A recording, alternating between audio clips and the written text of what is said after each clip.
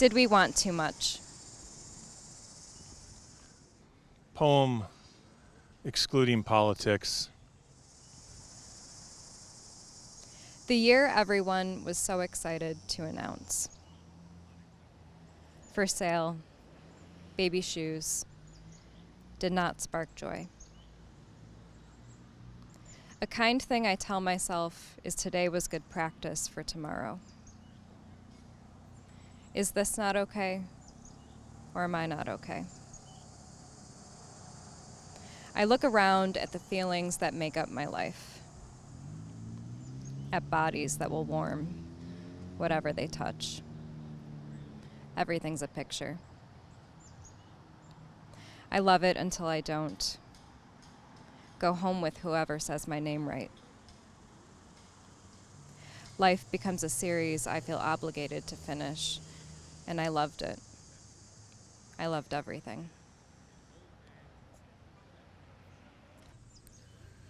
Everyone we know with brown hair, blonde hair, black hair, and strawberries in their mouths on the floor of a silent house in the suburbs. Everyone we know with a goatee, a mohawk, a head shaved as a symbol of surrender.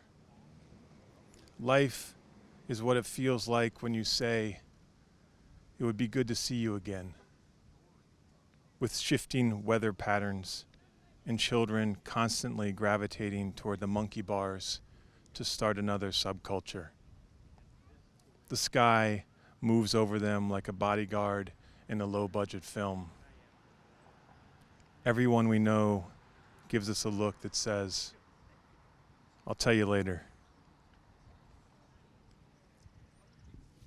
Instead of a traditional launch, I've decided to celebrate the release of the book is to have more intimate, socially distant readings where I would come to people's sidewalks, their driveways, their porches if they're comfortable, and just read a handful of poems from the book, Exclusions. I'm also offering small Zoom readings online. So I've already done a few, and one in Arizona, one in Chicago, one in LA, which have been sort of hilarious because I'm on like a big screen TV and I'm like sort of their happy hour entertainment, which is not very entertaining. But I will say, I'm rambling now, I will say that, sign up and I'll come and read you poems on your sidewalk. Yeah, you can email me at exclusions2020@gmail.com and we'll set up a time that is sufficient for you. I'm doing the readings anywhere between 5 and 10 p.m. On the weekdays. And if you're lucky, maybe a Sunday afternoon. That's when I'm my best, Sunday afternoons. The book is about, the concept is sort of writing large ideas, emotions, objects out of poems. So each title of each poem is poem excluding shopping cart, poem excluding war, poem excluding politics. So I approach each poem with the idea of trying to write these concepts away and let the reader sort of interpret them how they want. You can get the book anywhere that books are sold, preferably at your local independent bookstore. Behind us is Talking Leaves. That's my first and best option to suggest. But you can get it, Bookshop, IndieBound, SPD, and Bookshop online.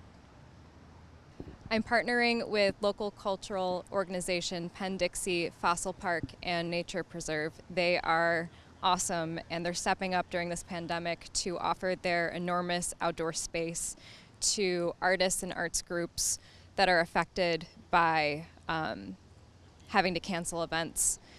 So I reached out to them to see if they would let me use their big parking lot to host a drive-in. I'll be broadcasting from the front of the lot. People will be able to listen in from the safety of their cars, and they'll just turn on the radio as if you're at the drive-in, and I'll be right in the car with them. You can get that X anywhere that you get your books. I would always recommend getting it from your local independent bookstore. We have Talking Leaves in Buffalo behind us right now. Buying from independent bookstores is not only good for independent bookstores, but it's good for small press authors. Being a small press author means that you are working with a press that has limited resources, which means that bookstores not always have your book on their radar. If you order from an independent bookstore, they will fulfill that order for you, but they might also order extra copies for the store. What is that X about? Me. Rephrase.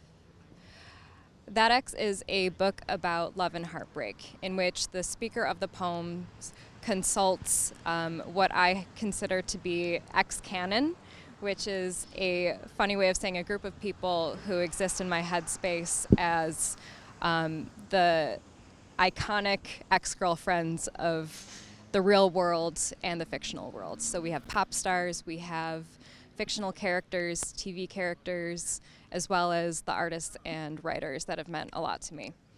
The speaker of the poems consults those people to help her exist in her world post-breakup. So she tries on their reactions to love and heartbreak to see which ones fit her and which ones do not.